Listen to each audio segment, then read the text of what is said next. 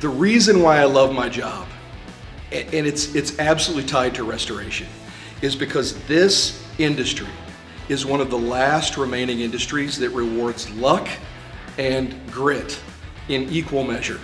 And for better or for worse, I've been incredibly lucky in my life, and I've been able to take advantage of that luck because I have grit and perseverance and hard work.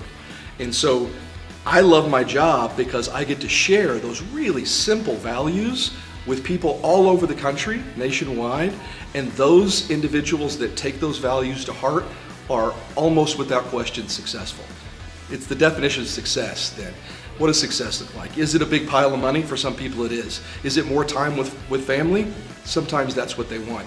Sometimes it's a boat on the lake or more vacations. A lot of times it's a better life for their kids, and we can all share that.